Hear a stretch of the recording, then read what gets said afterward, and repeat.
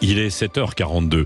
Un triomphe donc pour Donald Trump qui rafle pour le moment 12 États sur 13, dépouillés dans le Super Tuesday. Bonjour Françoise Degois. Bonjour Patrick. Vous revenez évidemment sur ce duel probable. Biden-Trump en novembre prochain et le retour possible de Donald Trump qui change aussi, dites-vous, la campagne des Européennes, même si pour l'instant on est un peu dans la fiction quand même. Oui, mais c'est son nombre porté. En tout cas, il devient un véritable argument de campagne en France. Que ferait Donald Trump, par exemple, réélu dans la crise ukrainienne? Vous avez vu ce qu'il a dit hier.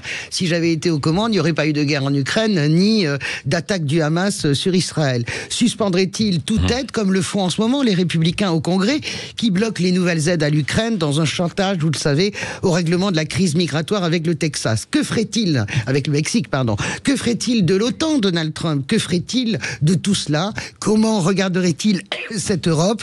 Son retour devient donc un argument majeur pour ceux qui veulent plus d'Europe, c'est-à-dire une véritable Europe de la défense, comme Emmanuel Macron, le Parti socialiste ou les Verts. L'ombre portée de Trump va donc planer jusqu'au 9 juin sur la campagne. Emmanuel Macron en joue lui aussi.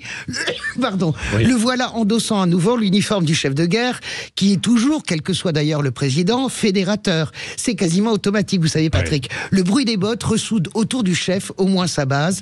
Hier, il a demandé, vous le disiez, à Prague aux Européens, de ne pas être lâche. Une dramatisation très politique.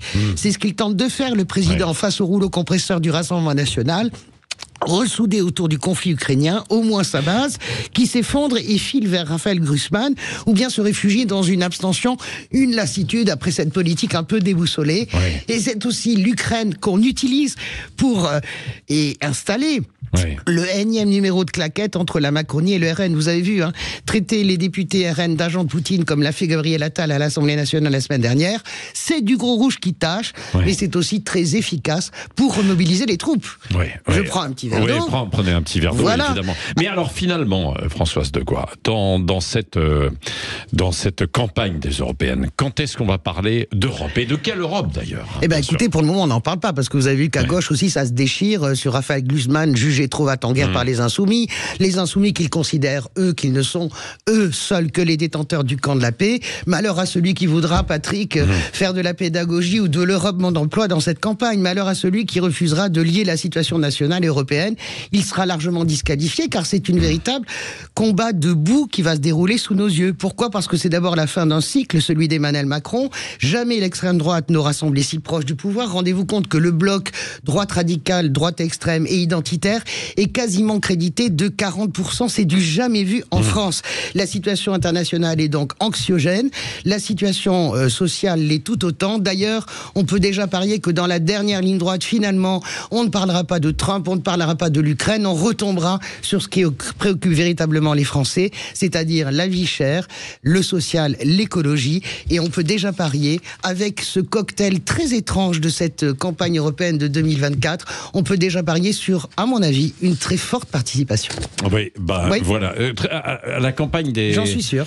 Je suis sûr parce que vous contredisez les spécialistes, les sondages aussi d'opinion. Mais ça fait du bien. Je sais qu'un certain nombre de sondeurs pensent déjà que ça va s'inverser et qu'il va y avoir une plus forte participation.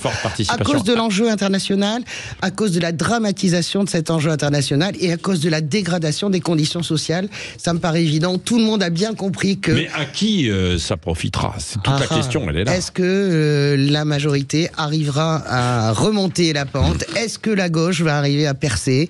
Est-ce que le Rassemblement national sera dans une logique de rouleau compresseur au-delà de 32, 33, 34%? Avec un vote de colère, de protestation, quoi, bien souvent. Pas forcément un vote de construction. Peut-être qu'il y aura un vote de construction aussi avec l'idée du Rassemblement national. On a vu que ça bougeait sur le Rassemblement national. Il n'est plus simplement le réceptacle de la colère. Bon, on verra. Peut-être que la gauche sera là aussi. Oui, je vous le disais, on va aussi vous expliquer le Super Tuesday, ce qui s'est passé cette nuit et la confirmation du duel Trump-Biden dans un instant sur Sud Radio, avant de retrouver aussi Guy Carlier. Il est 7h47 sur Sud Radio.